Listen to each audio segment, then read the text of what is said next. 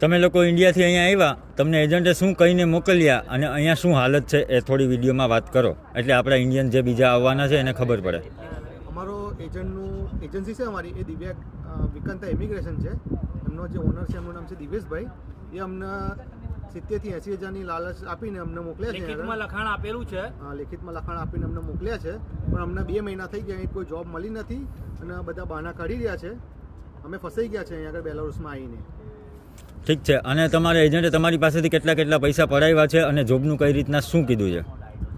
Total અમારી જોડે બધા થઈને 6 લાખ રૂપિયા જેવું ખર્ચો થઈ ગયો છે અમારો, અને અહીં ગાડી ઓલરેડી આવીને બી ચાલુ જ છે ખર્ચો અમારો. તો અહીંયા આવીને તમને જોબ શોધી તમે તમારી રીતે કે નથી શોધી? અમે અમારી રીતના ફર્યા, 1 મહિનો ફર્યા છે, પણ કોઈ જગ્યાએ જોબ મળી નથી. રશિયન લેંગ્વેજનો ઇસ્યુ થાય છે, અને ત્યાં એ લોકો એવું કીધું હતું કે કશો ઇસ્યુ થતો નથી, જોબ મળી જાય છે. ઠીક છે. તો હવે અત્યારે ઇન્ડિયાથી જે બીજા લોકો આવે છે એને તમે શું કહેવા માંગો છો, અને તમારા એજન્ટને શું કહેવા માંગો છો? અમારે એજન્ટને તો અમે એવું કહીએ છીએ કે પોલીસવાળાને કે તમે એના બૈડા ફાડી નાખો અને બધા પૈસા લોકોના જે લોકો જો ફ્રોડ કરે છે એમના પૈસા રિટર્ન કરાવો, અને જે આવે છે એમને કે 2 હાથ જોડીને પ્રાર્થના કરીએ કે તમે અહીં આવતા નહીં.